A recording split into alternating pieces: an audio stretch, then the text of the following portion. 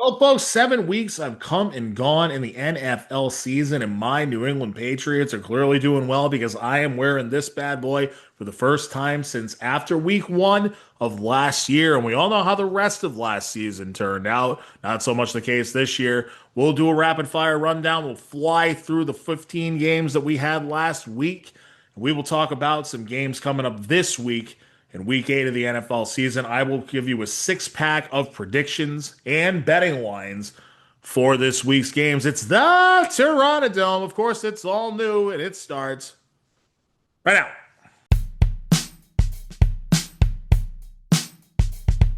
The first interception led to a field goal, and the second one led to a touchdown. You lost by 3. That's why you don't turn the ball over. We see it every week from multiple teams. It happens all the time, Patriots. Yeah, Pats +8, Pats money line. Book it, baby. Buffalo's going down. No. That's right. That's right. That's right. Respect the flying Elvis. Buffalo's going down. Denver money line. I like Denver money line too. I like Denver money line too. I think this is the week for Philly. Denver is better than that 2-2 record for sure. It is. That's gonna be a low-scoring game over there in Philly. I think I'm gonna hammer the under on that game too. Known as fair square throughout my years, so I growl at the living foul. Black to the bone, my home is your home. Well, welcome to Terranadome. Terranadome, and it starts right now. And welcome back into the program, folks. Of course, my name is Scott. It's the Terranadome here on a Thursday. It's Terranadome Thursdays here during the NFL season, folks. And it's been quite the season so far, especially for my New England Patriots. That is where we are going to start here in week number 8, in the rapid fire rundown of week number 7. Rapid fire rundown, of course, just want to mention real quick, my dear friend Mark Smith making that opening jingle for us, at least the music part of it. I thank him very much. By the way, you can catch his radio show. It's called The Jazz Zone, and it is streaming worldwide every Wednesday night from 6 to 8 p.m. worldwide. Again, that's The Jazz Zone. But there's a lot of funk, a lot of flavor, and there's some funny in there too. Plus, you might even hear an appearance from me in there. Each week, Wednesday nights, 6 to 8 p.m., The Jazz Zone, WVVX.org, streaming worldwide. But anyway, folks, we get into the Week 7 action. We are going to Tennessee, where your New England Patriots were coming in at 4-2 and riding a 3-game winning streak, taking on the lowly Tennessee Titans. And I got to tell you, folks, the Titans offense was all over the Patriots defense early in this game. Titans got 10 points on their first 2 drives, and Cam Ward, he went 4 for 5 for 87 yards and a 38-yard pass to Chimere DK. It's spelled much differently, but it's Chimere DK to get things going. And after going up 10-3, the Pats and Titans then traded punts, and Drake May gets the ball with 12:16 left in the first half, and he proceeds to do Drake May things right away, folks. He hits Hunter Henry for 12 yards. He runs up the middle for 19. Stevenson runs a couple times for 15. Stevenson catches one but loses 2. And then it's May again with a 16-yard dart to Kayshon Boutte. 2 plays later, he hits a gorgeous throw down the right sideline to Mac Hollins, a thing of beauty right there. And then 2 plays after that, it's a beautiful throw to the back left corner of the end zone to Austin Hooper, who leaps over and grabs the ball over the defender's helmet for the score. Great catch by Hooper and a great throw by May. The 3-yard touchdown ties the game 10-10 with 5:34 left in the half. After a Titans field goal, former Patriots kicker Joey Sly kicks one out of the end zone, and the Pats get the ball at their own 40-yard line. And it was all May on this drive, folks. May scrambles up the middle for 9, then hits Hunter Henry for 12 down the left side. Then May shows off the deep ball prowess once again as he throws a 39-yard missile to Boutte for the score. 49 seconds left in the half. 17-3 Patriots. They get the ball out of the halftime break after the start of the half on their own 12. May. It's all May to start the drives. He completes one to Diggs for 24 and Hollins for 27. Then he scrambles for 6, but he gets hit hard on the play, goes down, hits the back of his head on the turf. He would have to be evaluated for a concussion in the blue tent. It was very quick. He only missed 2 plays. Josh Dobbs came in for 2 plays, completing 1 pass. And then May returned and led them the rest of the way. Stevenson runs it in from 4 yards out. Patriots in complete control as they now are leading 24-13. They would score again immediately following the kickoff as Cam Ward has one of the most embarrassing displays you'll ever see. where as he's cocking back to throw the ball, and about as soon as he starts to move his arm forward, the ball just flies out of his hand. Clavon Chason is there to run it in from 4 yards out as he scoops it up and scores. Patriots now up 31-13. No one else would score for the final 22 minutes and 20 seconds of this game, folks. Final Patriots 31, Titans 13. Everybody nervous about the defense after 2 drives. Calm down. Give them time to settle into the game. It's going to be okay. Your quarterback is damn good, folks. After this game, he's at 12 touchdowns and just 2 picks for the entire season, and he has not thrown one since week 3. Drake May, 21 out of 23 for 222 yards and 2 touchdowns. He added 62 yards on the ground. 91.5% completions is the highest for any Patriots quarterback in a single game in the history of the franchise. That's true. Tom Brady never did that. Okay? May leads the league in completion percentage at 75.2%. And quarterback rating, he is tied with Jared Goff for the number 1 spot at 116.4. And he's 4th in total offense, just 113 yards behind Patrick Mahomes. Ramondre Stevenson, 18 carries, 88 yards, and a touchdown. Stephon Diggs, 7 catches for 69 yards. Kayshawn Booty, rocking everywhere. 2 catches, 55, and that 39-yard score. Austin Hooper, 2 catches for 11 yards, and the aforementioned score for him. Other side, Cam Ward, 25 out of 34, 255, a touchdown, an interception, and a lost fumble. As we mentioned, Ward went 4 for 5 on the first 2 drives for the Titans. On the rest of the way, he went 21 out of 29 for 168 with an interception and a lost fumble the rest of the way.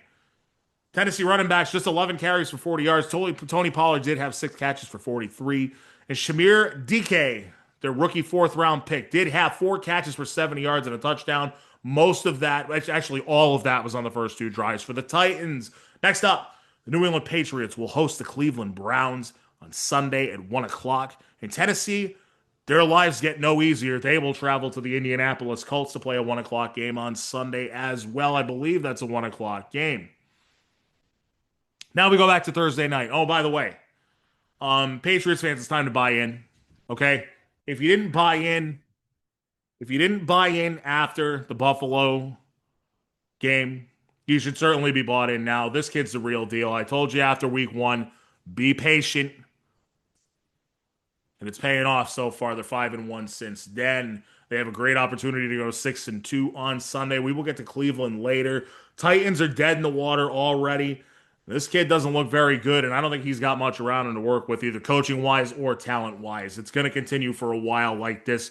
For the Titans, who look like they might have the fast track to the number 1 pick for the 2nd year in a row, we move on. We're going back to Thursday night now, where we had one of those rare Thursday night classics. This was a thriller, folks. The Pittsburgh Steelers travel to Cincinnati. Everybody thinking Pittsburgh's going to win this game. I told you on the show last week, and Josh Morris thought I was crazy for it. I told you last week, Cincinnati wins this game. They do just that, 31-33. Bengals improve to 3-4. Pittsburgh drops to 4-2. It's the first time the 2 40-plus-year-old quarterbacks started in a game since Tom Brady and Drew Brees 5 years ago. The Steelers went up 10-0 early in this game. Bengals scored 17 unanswered to end the half, 20-17 at the end of the third, and you could just tell at that point that it would come down to whoever had the ball last. First play of the fourth quarter is a Flacco 5-yard touchdown pass to Noah Fant, puts Cincy up 27-17. But the Steelers would respond quickly with a touchdown of their own, then a Bengals field goal. Then the Steelers drive it down and go for another go-ahead touchdown. Or they do get a go-ahead touchdown. 2:21 remaining. It's 31-30 Pittsburgh. But that's plenty of time for old boy Joe Flacco, folks. Flacco, mastery on the final drive. That's my boy. He's back. I might have to get a friggin' Flacco Cincinnati jersey at the end of all this, guys. He drives him down 3 for 3 for 61 yards on the final drive. Evan McPherson with 11 seconds left from 36-yard out kick is good. Bengals shock everybody except those of us who had the stones to pick them last week. Maybe their playoff chances aren't dead after all, folks. Maybe Flacco can keep them afloat. 33-31 Bengals.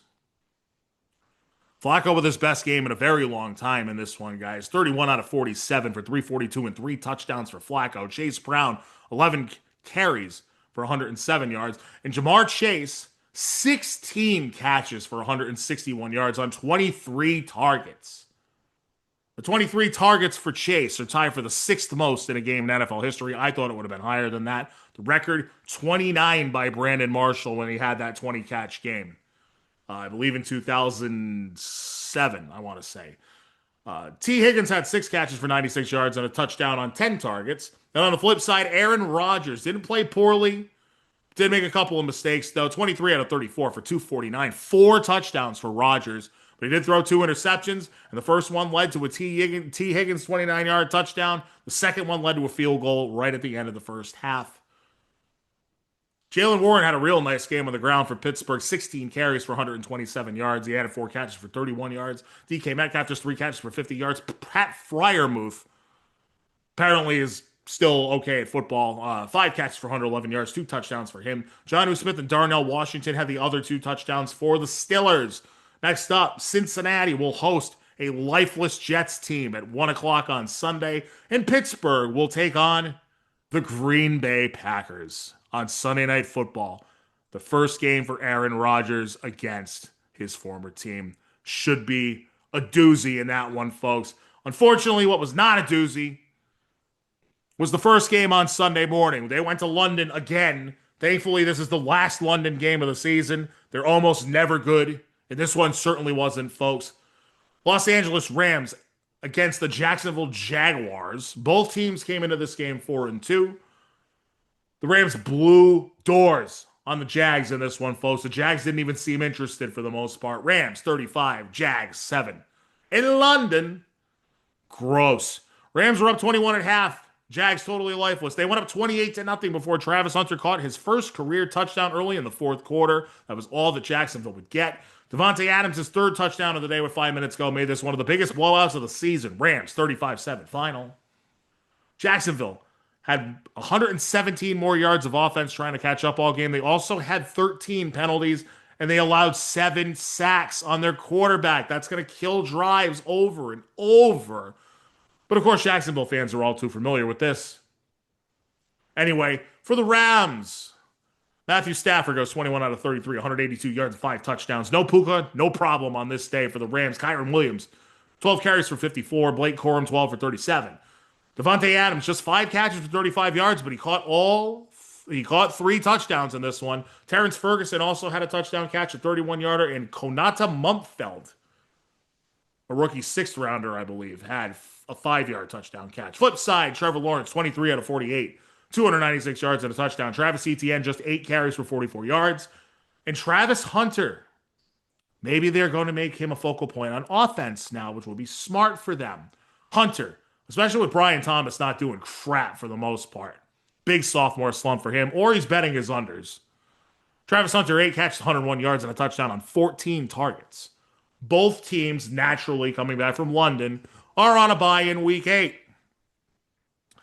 And now, ladies and gentlemen, it's time for the weekly edition of Crap Bag Football. We always get it every week. We had quite a bit of it this week. 4 games in the 1 o'clock window were hot garbage. We start in Cleveland. We're the Cleveland Browns. Both teams 1-5 coming into this game, folks. The Cleveland Browns take on the Miami Dolphins.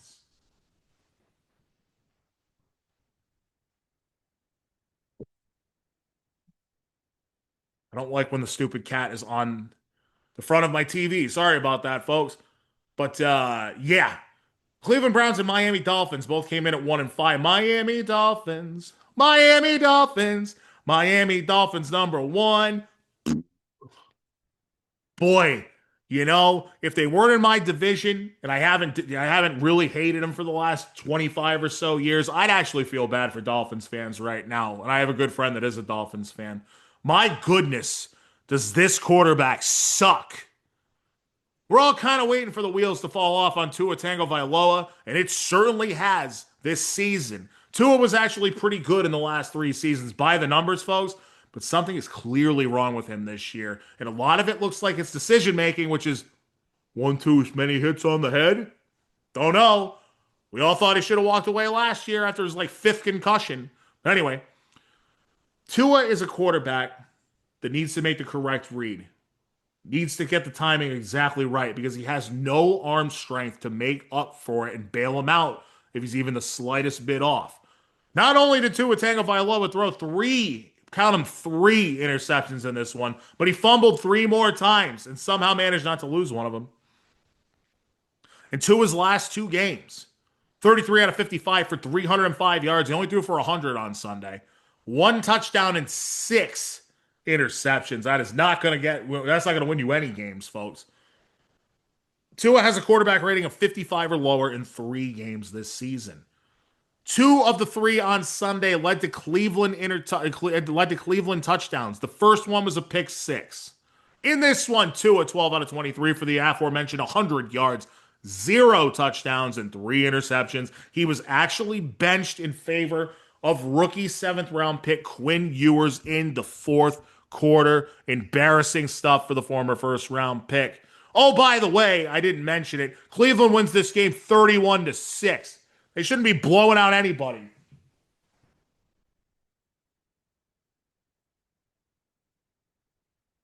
That's the second time I've had to knock the stupid cat off the counter. If he does it again, I'm throwing him in cat jail. Oh, God. Ruining my show. I realize I could just hit pause on it, but you guys find it funnier this way. 31-6 Cleveland final. I'm not doing the synopsis of this game. I'm just going to give you the stats. Devon Achane for Miami, 13 carries for 82 yards, 3 catches for 16. Jalen Waddle, just 1 catch for 15. And apparently Tua couldn't see him. That was the excuse for not getting Waddle the ball.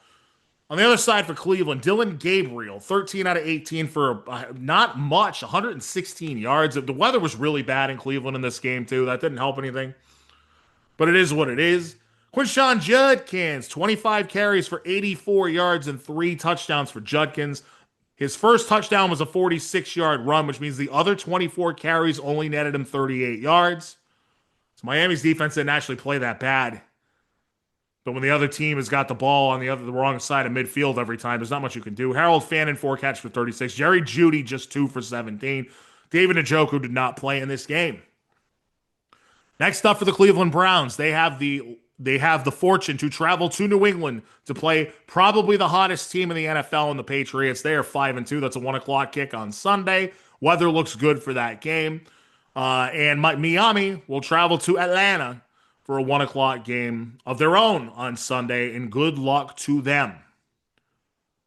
Now for my shortest breakdown of the day, it's the Las Vegas Raiders at the Kansas City Chiefs. And I remember sitting here last Thursday with Josh on the show and saying 12 points spread is too much. It's a divisional game. The Raiders have been playing the Chiefs well the last couple of years. There's no way. Wrong, so wrong. Kansas City blows them out, shuts them out, 31-0. Not this again. Vegas is terrible, but this type of win against a divisional opponent is a sign that the Chiefs are still indeed here, folks. The Chiefs might be better than they were last year when they went 15-2. But if you remember, they got a ton of benefits from calls and other strange things that happen. They might be better this year. I think they are better this year. This is about as lopsided as it gets. Vegas shouldn't have even made the trip. They should have forfeited and stayed home. It's ridiculous. The total yards in this game. The Chiefs, 434. The Raiders, 95. In 60 minutes of football, they put up 95 yards. Time of possession. Kansas City, 42 minutes and 8 seconds. Raiders, 17 minutes and 52 seconds. There are no individual stats worth mentioning for the Raiders in this game. I will give you the Chiefs. Patrick Mahomes, 26 out of 35 for 283 yards and 3 touchdowns. He is currently the betting favorite for MVP. Their running backs went 33 carries for 118 yards. Isaiah Pacheco did score a touchdown. Rashee Rice returned in this game, not to bury the lead. But after a 6-game suspension, Rice returns, and he had 2 touchdowns in the first half, 7 catches for 42 yards and the 2 touchdowns. Next, Kansas City is on Monday Night Football once again. They will host the Washington Commanders. And the Raiders mercilessly get a bye week in Week 8. It's a rapid-fire rundown on the Terranadome, folks. We continue more crapbag football. 2 down, 2 to go. It's the Carolina Panthers coming into this one at 3-3 at the New York Jets. in New Jersey. The New Jersey Jets were 0-6 coming into this game. I think this has been talked about on the show already. I think me and Josh probably talked about this last year, but the last week. But the decision to go with Justin Fields when a number of other options existed this offseason should get this general manager fired. What an absolute mistake. My goodness, Justin Fields cannot play the quarterback position. He just can't do it. And there was enough tape out there. Put it this way. The Steelers went 4-2 to start their season last year, and Fields still got benched for Russell Wilson in Week 7.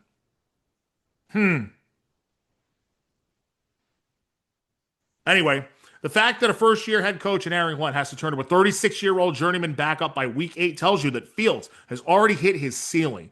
There are plenty of other backups around the league I would rather have as a starter than him. To name just a few, Andy Dalton, Marcus Mariota, Josh Dobbs, Carson Wentz. Hell, go trade for Shedeur Sanders if Cleveland doesn't want to use him. But this kid Fields is never going to be it, and the Jets fans know it. The Jets fans know it, folks. They don't need to see a lot to know. Fields goes 6 of 12 for 46 yards in this game. 46 yards. He gets pulled. Tyrod Taylor comes in and throws 2 picks. He's no better. But he might give you a better shot to win a game or two. I mean, come on here. We're looking at an 0-17 team right now. Breece Hall, 11 carries for 38 yards. Hopefully, for his sake, he gets traded to a contender. Looking at you, Pats. Put Stevenson. If you're not going to use your second-round pick, bozos, then put Hall back there with Ramondre Stevenson and let him go to town. Then your offense is freaking unstoppable. I know that won't happen. He'll go somewhere else. But the Jets should trade this kid. I feel bad for him. It's not like Carolina even played recently remotely well in this game, folks. They simply won this game because they aren't the Jets. And it's true. Look at this line. Another Bryce Young line. I've been between him and Kyler Murray, man, I don't know. Number 1 overall picks that absolutely suck. I just think Young sucks. I really do. But they're winning games with him. They've been winning games since their bye week last year. Like, not amazing or anything, but they're winning games, right? They go to 4-3 in this game. By the way, the final, Carolina 13, Jets 6. 6 points. Dear God, I feel that, you know what? Again, if they weren't the Jets and they weren't a laughingstock and they weren't in my division, I'd feel bad. I'd feel bad for their fans. In fact, my ex-boss, who I love dearly, is a Jets fan, but he knows because he's 68. He knows. He knows exactly what they are. He's always known what they are. It's a lifelong affliction for you poor bastards. But anyway, Bryce Young, 15 out of 25 for 138 yards and a touchdown. Rico Dowdle, 17 carries for 79 yards. Chuba Hubbard came back in this one and had a paltry 14 carries for 31 yards. Xavier Legette, their 2024 first-round pick, the wide receiver out of South Dakota?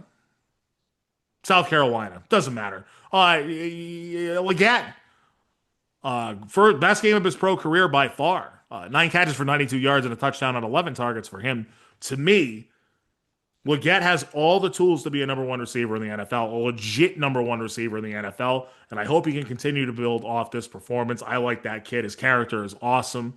Bryce Young did leave this game in the third with a high ankle sprain. He's out for Week 8 and possibly beyond. So Andy Dalton, back in our lives, he gets to make his yearly 2 to 3 game cameo starting this Sunday.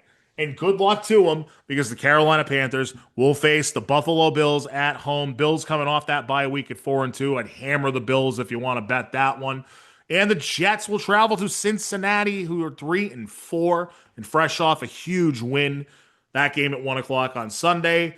They intend to start Tyrod Taylor in that game, but he has a knee injury because he always gets hurt. Like every time he plays in a game, he gets hurt. So Justin Fields may have to play again for you poor bastard Jet fans. Okay, I've got one more. Just one more game of crap bag football, folks. And it's the New Orleans Saints traveling up to Chicago in the elements to take on the suddenly hot Chicago Bears, and it went about as you would expect it to go. Chicago wins this one 26-14. I'm still not ready to say the Bears are for real yet, but it does seem clear to me that the hiring of Ben Johnson has changed things for the better in Chicago. Good for their fans. I know a great guy that's a Bears fan. You feel bad for those folks, man. This game wasn't even as close as the score appears. The Bears are up 20-0 in this game until the last minute. Last minute of the first half, Chris Olave 21-yard touchdown catch got the Saints on the board at halftime, and they got their only score. They got their only score on the opening drive of the second half, a 14-yard touchdown catch by Olave, who made it 20-14 at the time. Bears would kick a field goal on their next drive, 23-14. Not much else from there, 26-14 final. Other than the back-to-back touchdown drives, the Saint offense did this. So other than the last drive of the second quarter and the first drive of the third quarter where they got the ball, this is what the Saints did. You ready? This is really cool. Fumble, punt, missed field goal, interception, turnover on downs, interception, punt, interception. Saints are a bad team, folks. Spencer Rattler, Saints starting quarterback for now, came into this game with 1 interception on the season. He left with 4. Rattler, 20 out of 33 for 233 yards, 2 touchdowns, 3 interceptions, lost the fumble, and got sacked 4 times. His second interception led to a DeAndre Swift touchdown, and he lost his fumble, and it led to a field goal. Flip side, Caleb Williams did not have a good game in this one. Folks, didn't need to. It was bad weather in Chicago, and this one was raining all game. Williams just goes for 172 yards and an interception. DeAndre Swift goes for 19 carries and 124 yards and a touchdown. And backup running back Kyle Manangai got in there because the game was out of hand at one point. 13 carries for 81 yards and a score for him. No Chicago pass catcher had more than 3 catches for 43 yards, and DJ Moore had both. Next up, Chicago traveling to Baltimore, where I've got to be honest with you, Chicago were 6.5-point dogs to a 1-5 Ravens team coming out of the bye. That's a 1 o'clock game. And New Orleans will host the Tampa Bay Bucs Sunday at 1 o'clock. All right, that's it for the crap bag football, folks. This one didn't end up looking like crap bag football because Minnesota had a chance to win this game late. It's the Philadelphia Eagles traveling to the Minnesota Vikings. Eagles come in 4-2. Vikings come in 3-2. And it wasn't a close game for most of the way, folks. But Minnesota still had a chance to win at the end. Carson Wentz, talked about him on the show before.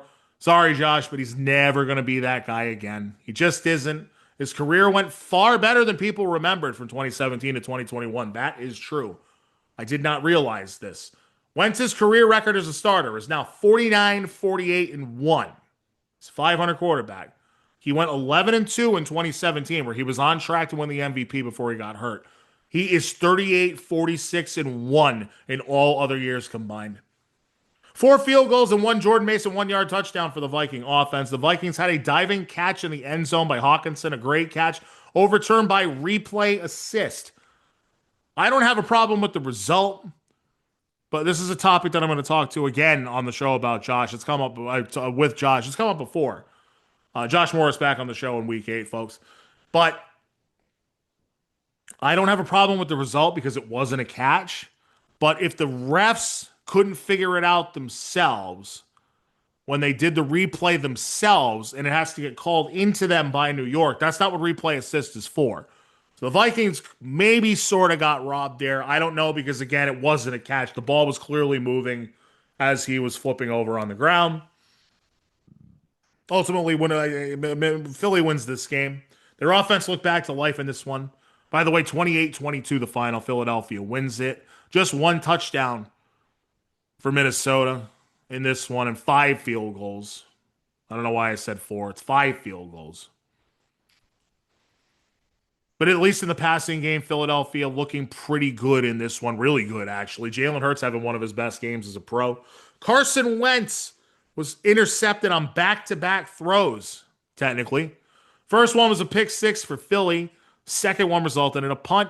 Jalen Hurts in this game goes 19 out of 23. 326 yards for the Eagles quarterback and 3 touchdowns. Saquon Barkley. Eagles fans are worried about him at this point. I guarantee it, folks, because he comes off a 2,000-yard season where he touched the ball over 400 times. And we all told you, at least me and Josh did, we told you on this show that it was going to be a problem for them. It was going to be a problem because the human body cannot absorb that much punishment. Running backs get hit on almost every play that they touch the ball. That's a fact. Barkley only had 18 carries for just 44 yards. He's averaging just 3.3 yards per carry in an on-course season. That is easily the worst of his career. Devontae Smith looked great in this one for the Eagles. 9 catches for 183 yards and a touchdown. A.J. Brown had 4 catches for 121 and 2 touchdowns. All other pass catches for Philly, 6 catches for 23 yards. By the way, A.J. Brown has not practiced for the first 2 days of practice this week, putting his status in doubt for Week 8. When Philly will face the Giants, they will host the Giants. Carson Wentz, 313 yards and 2 interceptions. Jordan Mason, 57 yards and a touchdown. He's been mediocre in the absence of Aaron Jones. Aaron Jones is supposed to be back tonight on Thursday Night Football. He's been activated off of IR. Jordan Addison, 9 catches for 128 yards. And Justin Jefferson, 5 for 79. They do have 2 number 1 receivers over there in Minnesota. Great roster, but maybe no quarterback at all. TJ Hawkinson, 6 catches for 43 yards. Next, as I mentioned, Philly will host the New York Giants, who blitzed them a couple weeks ago. It'll be at home Sunday at 1 o'clock. And Minnesota will travel to the Chargers. As I just mentioned, they play tonight at the Chargers on Thursday Night Football. 4-3 versus 3-3. I think that'll be a good game, folks. What was not a great game in the end was Washington at Dallas last week. Now, I thought that this would be a pretty much a back and forth slugfest, right? It was not the case. It was shaping up to be that way, but it didn't turn out that way. And I will say this. The encore to Jaden Daniels' rookie season and Washington's run to the NFC Championship game last year is not going very well at all. They were already trailing 27-15 coming out of the half. And Jaden Daniels was strip sacked by Shamar James. He gets rolled up in a bad way. And a hamstring injury forces him out of the game. That would be all she wrote for the Commanders. Daniels has already been ruled out for Week 8 at Kansas City on Monday Night Football. Dallas 44. There was never been a question about how good their offense is. 44-22 the final. Daniels, before he exited, 12 out of 22 for 156 yards and a touchdown. He had 8 carries for 35 yards and a touchdown. He lost the fumble there on the play where he got injured there early in the third quarter. Bill Krosky Merritt, just 13 carries for 33 yards. And Zach Ertz, 3 catches for 37 yards and a touchdown for the Commanders. On the flip side, Dak Prescott, 23 out of 30, 264 yards, 3 touchdowns for Dak. I should tell everybody, as much as they don't want to hear it, and I know you don't want to hear it, Dak Prescott is having a great season so far, an outstanding season so far. 16 touchdown passes to only 3 interceptions. He leads the league in completions with 185, and he currently has a career-high 71.4% completion percentage. Dak is playing his butt off out there. It certainly helps that he has a threat in the backfield this year, which he didn't have last year before he got hurt. Javonte Williams, 19 carries for 116 yards and another score. Javonte already with a career high in touchdowns and by far his best yards per carry. Look at what a good QB and good O-line does for a running back. You see, it's called balance on offense. Speaking of which, great wide receivers, because now CeeDee Lamb is back, so now they have 2 legit bona fide number 1 receivers on the field.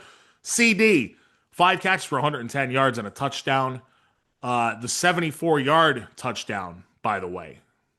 So CD is fully healthy again. George Pickens, 4 catches for 82. And Jake Ferguson having a very nice season that no one's really talking about at all. The tight end for Dallas, 7 catches for 29 yards and 2 touchdowns. His 6 touchdowns are a new career high already. And he's also 4th in the NFL with 51 receptions. Very quietly, Jake Ferguson having a very nice year. I can't believe I'm going to say this to you guys, but I'm going to say it. I know they're 3-3-1, but now everything's starting to click. Do not sleep on the Dallas Cowboys. And I'm not talking about the Super Bowl because we know they'll F that up at some point. We know that. But don't sleep on this team being completely legit for the rest of the season. They have one of the absolute best offenses in the league, and their defense is starting to get healthy. And by the way, the defense doesn't have to be great. All they have to do is hold teams to 24 points a game, and they're going to win most of their games. Look out for Dallas. I actually like them next week in Denver. Just a little tease to our next segment. They will go to Denver for a 425 showdown. That should be a really good game on Sunday. And Washington is at Kansas City on Monday Night Football without Jaden Daniels. Good luck to them. Marcus Mariota draws the start for the Commanders in that one. Okay. I did a lot of recap on this next one. Green Bay at Arizona, which I don't like because I don't particularly like either of these teams very much. I cannot stand the friggin' Cardinals between Kyler Murray and their head coach, right? But Green Bay rolls into Arizona, 7.5 point favorite or a 7 point favorite. I've always found Arizona to be a boring team, pretty much as long as I've ever watched football, which is going back to the 90s, by the way, guys. And I can't stand Kyler Murray. So, of course, they look far more competitive with a career backup filling in at quarterback. Both of these last two games, you can argue they should have won with Jacoby Brissett. God, Kyler Murray sucks. He's got all that guaranteed money. Good luck, Arizona fans. Packers were favored by 7, but a fourth quarter Chad Ryland field goal had it look like Arizona was going to pull off the upset. Bad coaching, and make no mistake about it, Jonathan Gannon is a really bad head coach. Well, we already knew that. Apologizing for chewing out one of your players. You shouldn't be a coach of a team. Bad coaching and a crucial turnover on downs on a 4th and 1 where Brissett couldn't pull off the QB sneak at midfield, no less, with 5:58 to go. Why are you going for it? That should not happen. Arizona's defense had fared well to that point. You should punt the ball and pin them inside the 5-yard line. Analytics, boy, I tell you. That's what it's done to the game. Common sense is out the window. It's all about, oh, what does the percentages say? Look at what's in front of you, stupid. I can't believe it. I'd be a better head coach than half the head coaches in the league. I'm serious. It's maybe not half the head coaches, but at least a handful of them, all right? So anyway, instead, the Packers get the ball at Arizona's 48-yard line with all that time left. And Jordan Love only had to throw it 3 times on the drive. He converts on 2 of them for 23 yards, both to Tucker Kraft. Now, Josh Jacobs, if you guys recall, was a game-time decision. It was barely used up until this drive. I believe it was an illness, but he closed it out. 7 of his 13 carries came on this ensuing possession after the turnover on downs by the Cardinals, and none of his runs went for more than 5 yards, so tough yards for Jacobs, but doing just enough to move the chains. He eventually plunges in from 1 yard out. His second touchdown of the day puts the Packers up 27-23 with 1:50 to go. Brissett would not roll over, though, similar to last week. Gets him down the field, only 3 of 8 on the drive, but for 44 yards. He did take a crucial sack to lose 9, but then scrambled to get 8 of them back. And on the Green Bay 27, his final 2 attempts fell incomplete. Green Bay escapes the desert to go 4-1-1. Jacoby Brissett's thrown for 599 yards in 2 starts in place of Kyler Murray. He went 25 out of 36 for 279 and 2 touchdowns, but he was sacked 6 times. Did lose a fumble. Trey McBride had 10 catches for 74 yards and 2 scores for Arizona. Marvin Harrison Jr. had just 2 catches for 58 yards. Something's not right there. Jordan Love, 19 for 29, 179 yards and a touchdown through the air. Josh Jacobs, as I mentioned, 13 carries. He had just 55 yards, but 2 touchdowns. And Romeo Dubes, 6 catches for 72 yards. Tucker Kraft, 5 catches, 58 yards and a touchdown. Next, we've already mentioned that Green Bay will travel to meet Aaron Rodgers and the Pittsburgh Steelers on Sunday Night Football in Week 8. And the Arizona Cardinals might get their starting quarterback back. They probably will. They have a bye in Week 8. They will probably get Kyler Murray back in Week 9. Okay. 4 o'clock window, we're flying through it. I believe I've only got 2 left. Okay. Flying through it, Rapidfire Rundown. The Terranadome. Thanks for tuning in. My name is Scott. Enjoy my Patriots helmet that's signed by a bunch of the players that won the 2001 Super Bowl. It's very cool. I realize I look like a doofus. I don't give a crap, as you probably know by now if you watch the show. Next up, we have the Indianapolis Colts, the surprise of the year so far, traveling to the LA Chargers. Colts come in 5-1. Chargers come in 4-2. And yes, folks, the Indianapolis Colts are for real. We're 7 games in. I can see that now. The Colts are absolutely for real. And the Chargers also haven't taken the step forward we all expected them to after last year's success. By the way, maybe you don't want to hear this yet, but the kid has actually played, 88 career games now, if you count the playoffs. I'm starting to think that Justin Herbert isn't a winning quarterback, folks. Kind of like the last guy that put on a Chargers uniform, who put up great numbers, but only made it to one AFC championship game in a 17-year career. The guy that had a 5-7 playoff career record, but he was 134 and 106 in the regular season. He is considered a borderline Hall of Famer, of course. I'm talking about Phillip Rivers.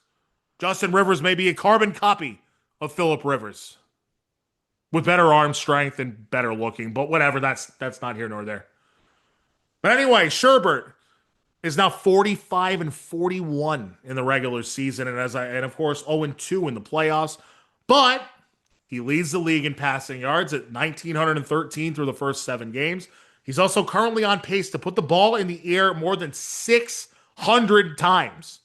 Not enough balance there for the Chargers, who have lost their top 2 running backs so far this season. I know Omari and Hampton will be back eventually, probably in week 11 or 12 would be my guess, but not for the time being. They don't have much in the backfield right now. On the flippity side, career breakout season for Daniel Jones continues to look completely legit, ladies and gentlemen, and it's fueled a big boom for Jonathan Taylor, who's already had a pair of monster seasons in his career.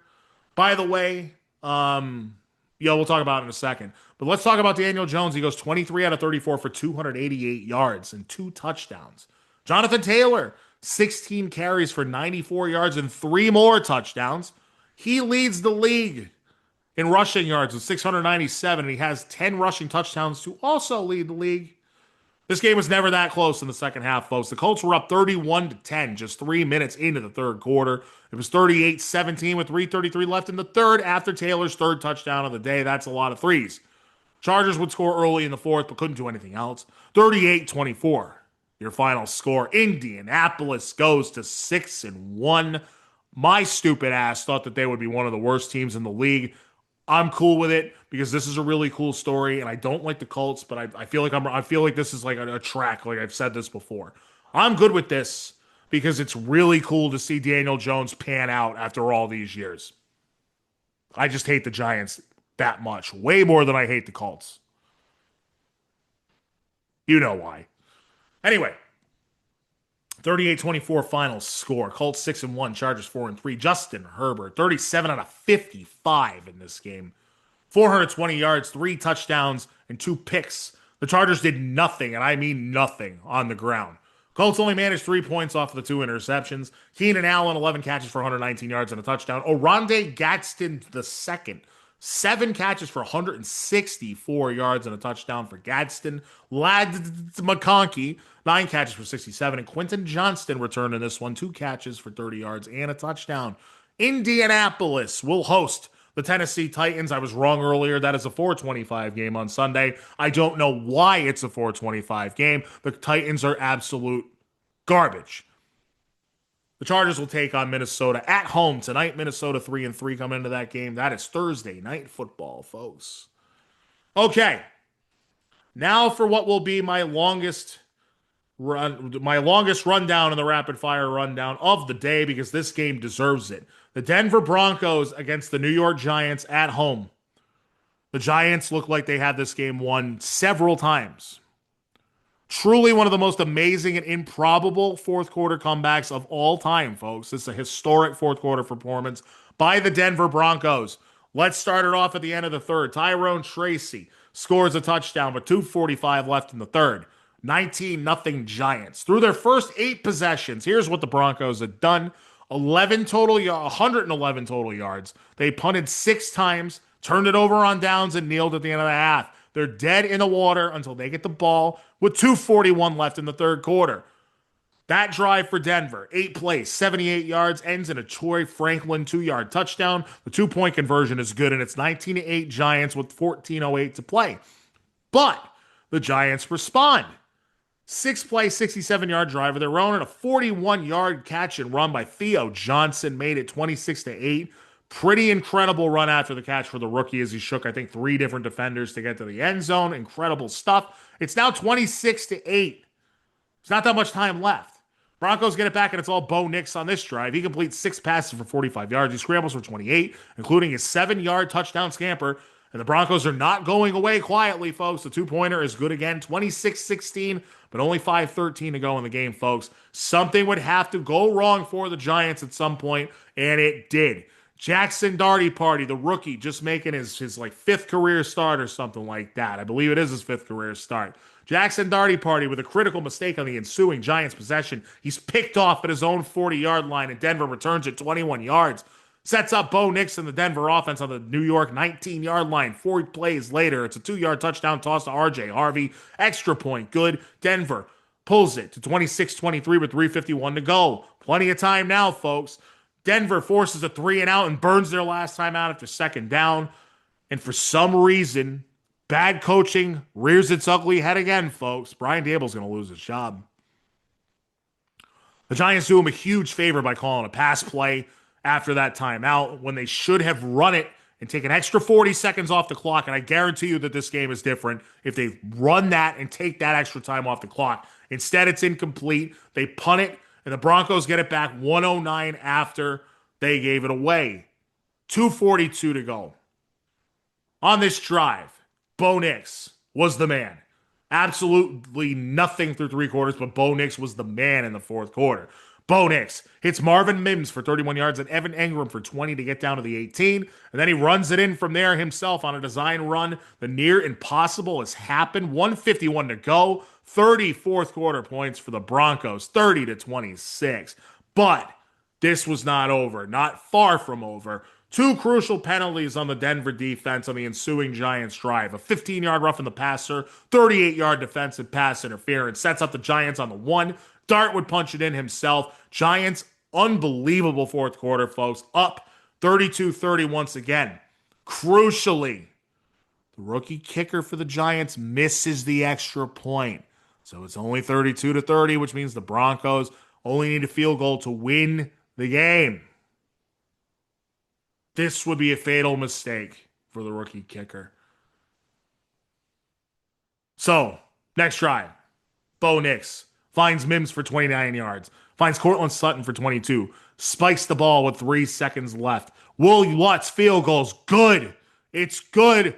Unbelievable. Denver Broncos pull it off 33-32. 33 4th quarter points for Denver. It is the 2nd most points by any team in a quarter in regular season history. 2007 Chicago Bears scored 34 against the Detroit Lions. Just in case you didn't know. Unbelievable choke job. When Daboll gets fired and he gets called into that meeting with the general manager and the owner, that's going to come up, and I guarantee it. Denver, as I mentioned before, had 111 total yards coming into the 4th quarter. They had 296 in the 4th quarter. Bo Nix, 27 on a 50 for 289 yards, 2 touchdowns. Added 48 yards on the ground and scored 2 more times. J.K. Dobbins, 14 carries for 81 yards. Marvin Mims, 6 catches for 85. And Cortland Sutton, 6 catches for 87.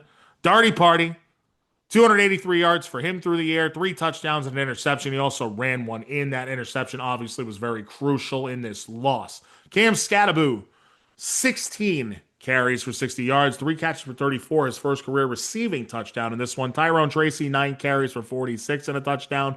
Wan'Dale Robinson, 6 carries, 6 catches for 85 yards. Daniel Bellinger, almost forgot his first name, 3 catches for 88 yards and a score. And Theo Johnson, the rookie tight end, 3 catches for 66 and a score for the Giants in the heartbreaking loss. We mentioned it earlier. Denver will host Dallas in a 425 showdown. Should be a good game there. And the Giants will travel to Philadelphia for a showdown with the 5-2 Eagles at 1 o'clock. I have a feeling that second matchup is going to go a lot differently than the first one did, folks, but we shall see.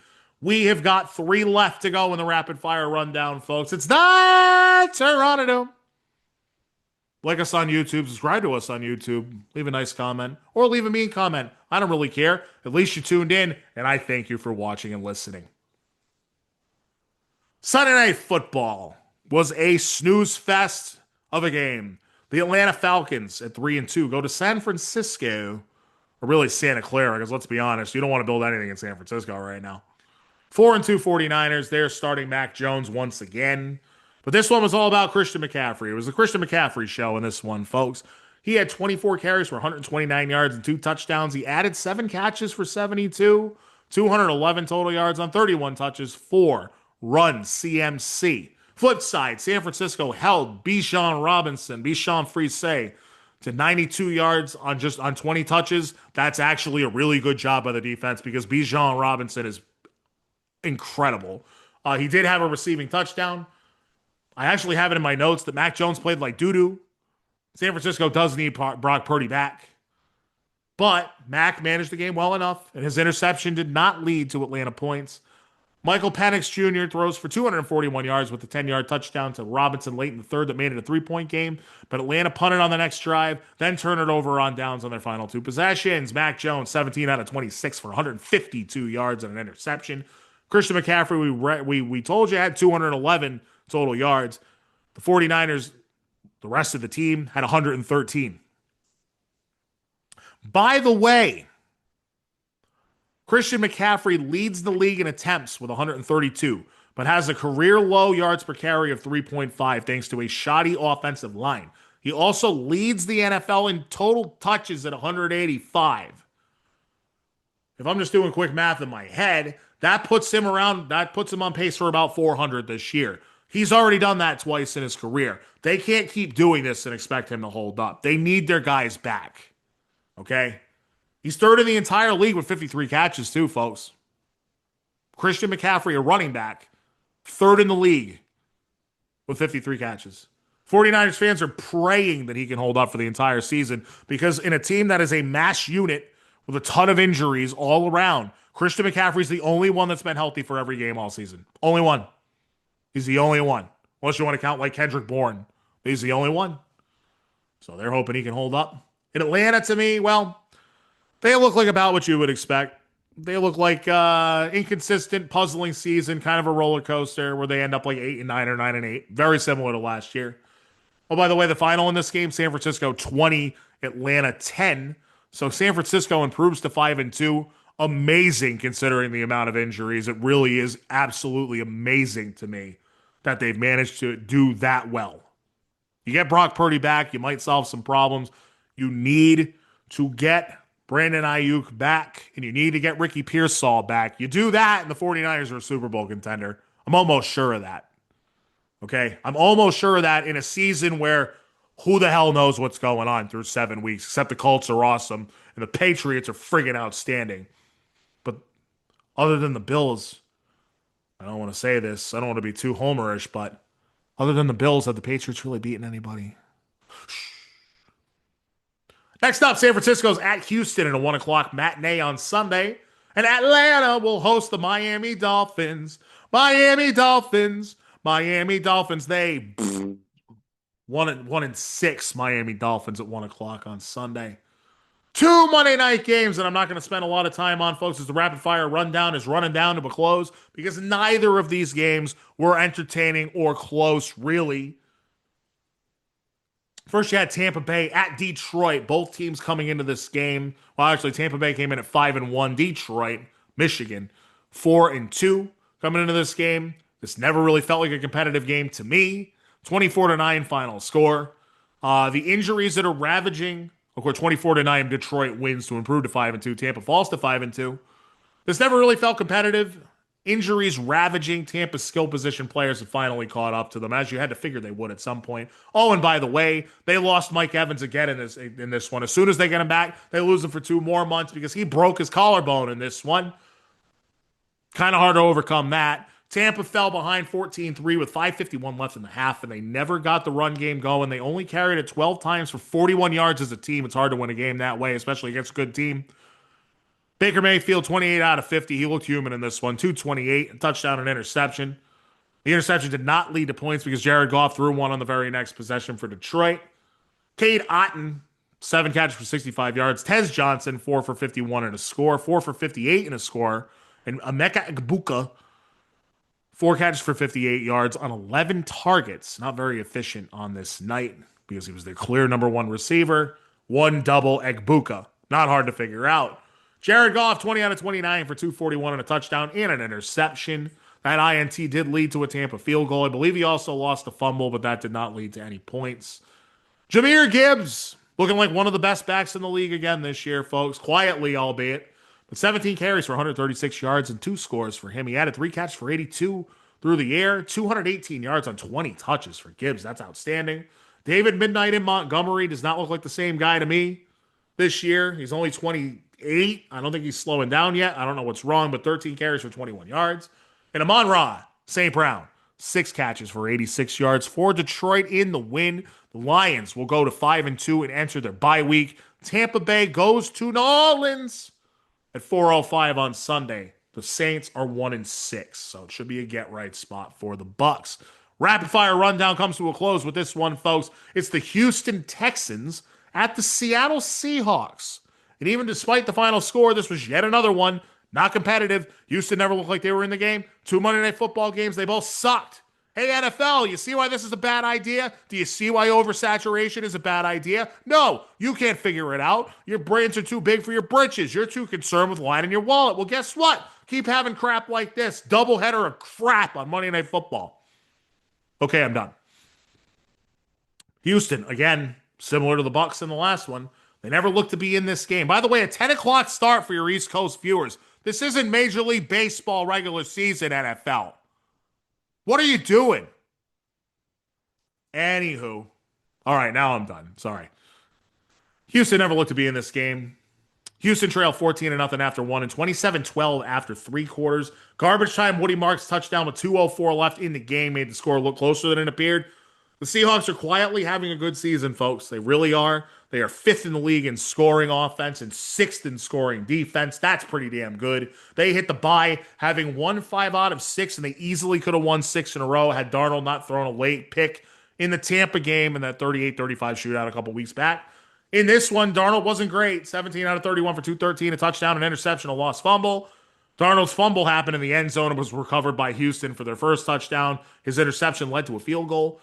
Running backs were not very efficient for the Seahawks once again. Kenny Walker, 17 carries for 66 yards. Zach Charbonnet, 12 carries for 49 yards and 2 scores. But who was efficient? Once again, Jackson Smith-Njigba. Once again. This kid is an absolute stud, ladies and gentlemen. What a beast this kid is. 8 catches for the 3rd straight game, 123 yards and a touchdown on 14 targets. Darnold knows where his bread is buttered. You got to give him that much, folks. He continues to lead the league. That's JSN, that is. He leads the league in receiving yards at 819. Average receiving yards per game at 117 per game. And air yards per target at 11.7. And he now leads the league in yards per touch at 15.7 yards per touch. That's outstanding work for the 3rd-year wide receiver out of Ohio State. Speaking of Ohio State, C.J. Stroud, 3rd-year quarterback out of Ohio State, not so good. 23 out of 49, 229, touchdown and interception. Interception led to a Seattle field goal. Houston's ball carriers, just 17 carries for 56 yards. That's not good enough. Dalton Schultz, the former Cowboy tight end, 9 catches for 98 yards. Nico Collins, 4 catches for 27. I believe he re-injured, aggravated something in this game, or it might have been a concussion. I think he might have a possible concussion. Not sure his status for week 8 as of now. And Jalen Noel, 4 catches for 77. Next up, Seattle hits their bye week at 5-2. The Houston Texans will host the 5-2 49ers, as we just mentioned, Sunday at 1 o'clock. Good luck in that one. That, folks, concludes the Rapid Fire Rundown on the Terranadome. But we're not done. We're not done because this is Thursday, which means that week 8 kicks off tonight. So I thought I would do my best to try and get through the Rapid Fire Rundown faster than I normally do, which moving forward, I'd like to do that, folks, because I realize, and someone pointed it out to me that when I have Josh on the show, I spent too much time with that recap stuff. There's not enough back and forth. I will fix that. I listen to the people, folks. I appreciate you listening and watching. But here we go. We've got a 6-pack of games this time for Thursday Night Football. Because it's Thursday Night Football, we're going to pick 6 games in Week 8. We will start with Thursday Night Football, where the Minnesota Vikings are 3.5-point underdogs traveling to the Chargers in L.A. Neither of these teams really playing that well at this point. I'm going to tell you, if I was a bettor that I think I would take the Chargers by 4 to 7 points. So I would take the Chargers minus 3.5 in this one, just because they're at home. I'm going to get this number for you, maybe even as soon as next week. But the home team plays significantly better when it's a short week on Thursday Night Football. That's a fact. You can look it up. I'm not making that up. And that's certainly been the case this season. Chargers minus 3.5. Now, let's talk about the New England Patriots. Of course, I was going to talk about the Patriots. I have to talk about the Patriots. I won't not talk about the Patriots. They are 7-point favorites against the Cleveland Browns. That is the most they've been favored by in probably 3 years in any game. Cleveland does deserve respect, besides the fact that they're 2-5. They have a great defense. Here's why I think the Patriots should cover that spread, and I think fairly easily too. 10 to 14 point win for the Pats, I think, in this one, folks. And it's because of this. Cleveland's strength is running the football. They got a rookie quarterback. He's very limited in what he can do, and he's very limited in what they scheme for him. The Patriots have been one of the best run defenses in the entire league through 7 weeks this season. I don't think Cleveland musters more than 14 to 17 points. I like the Pats. Call it 27-17. That's 2. Let's talk about San Francisco at Houston. This is a weird line. To me, folks, it's a weird line. San Francisco is 1.5-point dogs in a game they should be favored in. According to my sources named Josh Morris, there's a chance that Brock Purdy plays in this game this week. And if that's the case, you should definitely beat the lowly Houston Texans, who still don't have their bleep together. Give me San Francisco all day. I'll take San Francisco money line on that. Plus 1.5 doesn't really do much for you. Take San Francisco money line. They should definitely beat the Texans. That line is probably going to move too, especially if there's news that Purdy will return.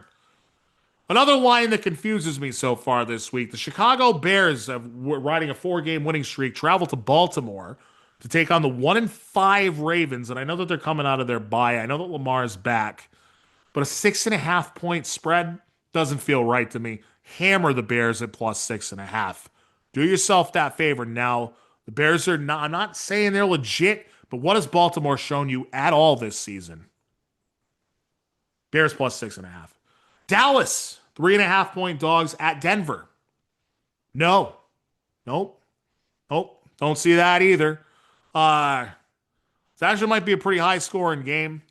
I kind of see why Denver's favored. First of all, they're at home. They have a better defense than Dallas. But give me Dallas plus 3.5 in this one, folks. It's a 6-pack. And finally, the Green Bay Packers are 3-point favorites going into Pittsburgh against Aaron Rodgers for the first time since he left. That spread is backwards, folks. That spread is backwards. Aaron Rodgers is going to beat. Did you see what he did in his revenge game against the Jets when he wasn't even justified to have a revenge game in week 1? Watch what he does to the Green Bay Packers on Sunday Night Football. Give me the Steelers all day, -3, all day. That's the show, folks. Tell somebody you love them today, because tomorrow is not promised. My name is Scott. It's not Terranadome. Tell a friend. Subscribers are nice. Likes are nice. Comments are nice. Shares are even better. But I thank you guys so much. And again, tell somebody you love them today, because tomorrow is not promised. Folks, we will be back next Thursday afternoon. And Josh Morris will once again be faithfully back on the show with me. I thank him as he does that each and every other week during the season. And he will be on all throughout the playoffs. It's the Terranadome. Thank you very much. And I hope you enjoyed the show today. Please feel free to leave a comment. Let me know what you think. Thanks, guys. We will see you in 1 week's time. Peace. Say his name and he appears. I believe in Joe Hendry. I believe in Joe Hendry. Cause they love him in London and Paris and Tokyo, America, Scotland and Canada and Mexico. They say I believe in Joe Hendry. I believe in Joe Hendry.